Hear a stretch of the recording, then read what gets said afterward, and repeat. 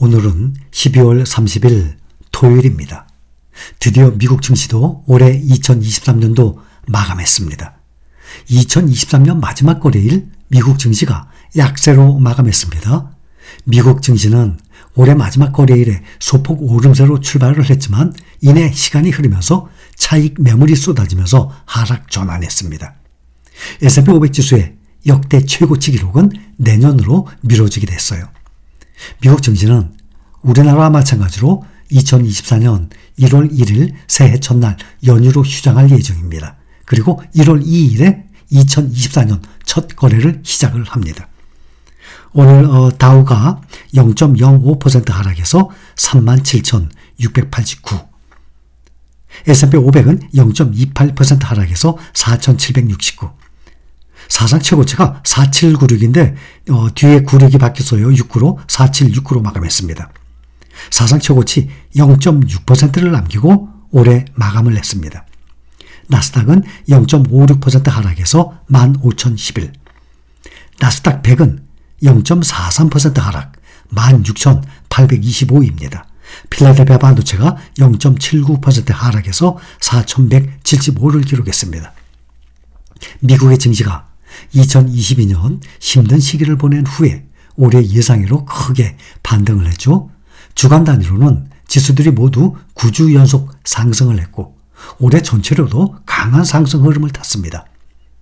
올해 대형기술주 특히 7개 종목 이른바 빅7이 시장 흐름을 주도한 가운데 나스닥과 필라델피아 반도체 상승세가 가장 크게 상승했습니다. 기술주들이죠. 나스닥은 올 전체로는 45%나 폭등해서 2020년 팬데믹 이후 3년 만에 최고 상승률을 기록했습니다.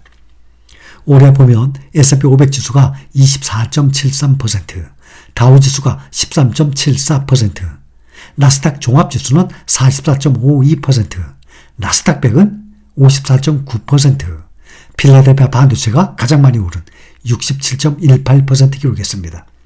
그러니까 외우기 쉽게 S&P 500 25, 나스닥 종합지수 45, 나스닥 100 55, 그러니까 25, 45, 55%. 외우기 참 쉽죠. S&P 500 25%, 나스닥 종합지수 45%, 나스닥 100은 55% 올랐습니다.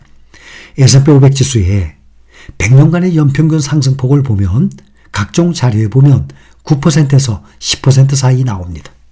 이거에 비하면 올해 25% 연평균보다도 약 2.5배나 더 상승한 것입니다. 올해 1월에 2023년도를 시작을 하면서 작년에 22년에 그렇게 무섭게 떨어졌는데 올 초에 S&P가 2023년 올해 25% 올랐죠. 25% 올릴 것이다. 20% 이상 상승할 것이다. 라고 말을 했다면 그 사람은 약간 미친 사람으로 분류를 했을 정도일 것입니다. 이렇듯 주식시장의 미래는 누구도 알 수 없는 미지의 세계입니다. 누구도 알 수 없기 때문에 이렇게 주식시장은 영원히 돌아갈 것입니다. 미국의 투자은행 모건스탠리 최고 투자 책임자 마이크 윌슨이 몇 번 말씀드렸죠. 올해 초에도 그랬었어요. S&P 500이 3,000에서 3,300까지 떨어질 것이라고 말했었어요. 몇 번 말씀드렸죠. 그리고 이번 4분기에도 11, 12월이죠. 4분기에도 미국 기업들의 실적이 부진할 것이라는 예측을 계속 내놨어요. 그래서 주가가 크게 떨어질 것이라고 말이죠. 마이크 윌슨은 투자자들에게 보내는 메모를 통해서 4분기 실적의 컨센서스, 증권사의 전망치 평균이에요. 컨센서스에 대한 가파른 하향 조정이 필요하다라고 말을 하고 내년 더 광범위한 회복세가 나타나기 전까지 단기적으로 위험이 지속될 것으로 보인다라고 했어요. 근데 완전히 또 틀렸죠. 왜냐? 11월, 12월에 급등을 했잖아요. 4분기. 이렇게 미국의 유명한 전문가의 예측도 완전히 빗나가는 경우가 이렇게 비일비재한 곳이 바로 이곳 주식시장의 미래 누구도 알 수 없는 것입니다. 마이크 윌슨은 월스트리트의 대표적인 약세론자예요.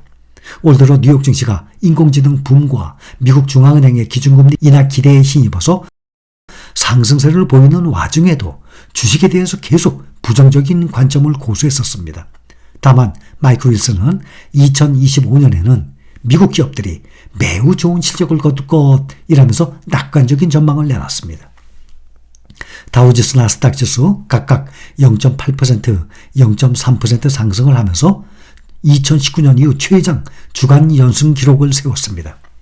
S&P 500은 0.3% 올랐고 주간 단위 상승세로는 2004년 이후 19년 만에 최장 상승세를 이어갔어요. 작년에는 몇십 년 만에 최대폭 하락이라고 계속 뉴스가 나왔었죠. 그런데 올해는 S&P 500이 2004년 이후 19년 만에 최장 상승세를 이어갔습니다. 소형주를 모아둔 러셀 2000 지수가 12월 한 달간 12%가량 오르는 등의 연착륙에 대한 기대가 소형주의 반등도 이끌고 있습니다. 러셀 2000 지수도 상승률이 12월 기준으로 역대 최대예요.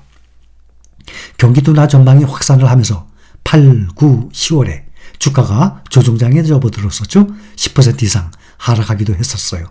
우리는 항상 미국 증시의 브리핑을 항상 우리는 듣고 있기 때문에 이 내용을 알고 있습니다. 그런데 연말을 앞두고 미국 연방준비제도가 내년부터 금리를 내릴 것이라는 기대가 확산하면서 결국 9주 연속 지수에 힘을 제공한 것입니다.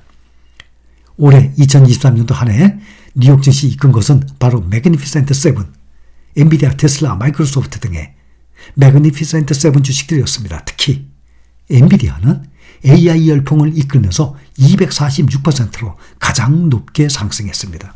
3.5배죠.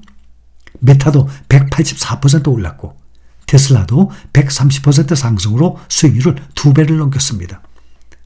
나머지 종목들 4종목 애플 54%, 마이크로소프트, 또 구글 알파벳 똑같이 57%, 아마존은 좀 더 77%의 상승을 했습니다. 미국 중앙은행의 공격적인 금리 인상에도 기술주들의 이 호실적이 전체 증시를 떠받쳤어요. 고금리 상황에도 일자리가 넘쳐나고 활발한 소비가 이어진 것도 원인이었습니다. 오늘 빅테크주들을 보면 마이크로소프트만 0.2% 상승했습니다.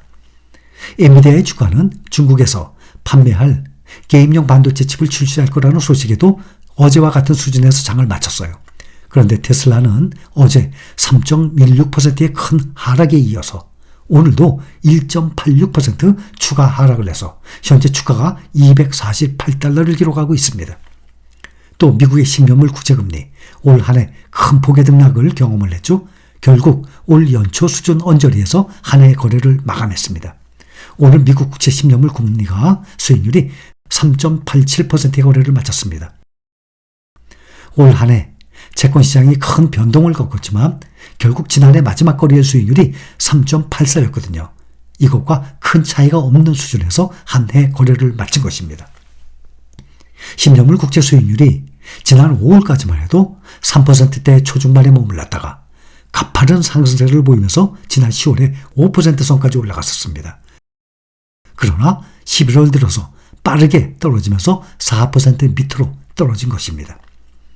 뉴욕 증시 전문가들은 S&P 500 지수가 조만간 역대 최고치를 경신할 가능성이 있다면서도 내년 상반기 흐름은 고르지 못할 것이라고 예상을 하고 있습니다. S&P 500 지수 최고치까지 0.6% 남았습니다. 오늘 최고치를 경신하지 못하면 새해 며칠 내에 S&P 500 지수가 역대 최고치를 경신할 것으로 보고 있습니다. 다만 내년 1분기는 고르지 못할 것이라면서 S&P 500 지수가 연말 전망치 4,600, 4,800 상단에서 거래되고 있기 때문으로 보고 있습니다. 시장에서는 연준이 내년 3월에 금리를 인하할 가능성이 86.6%를 기록하고 있습니다. 0.25% 인하 가능성은 72.8%, 0.5% 인하 가능성은 13.9%로 나타났습니다. 공포지수, 변동성 지수는 0.16% 하락한 12.45를 기록을 했습니다.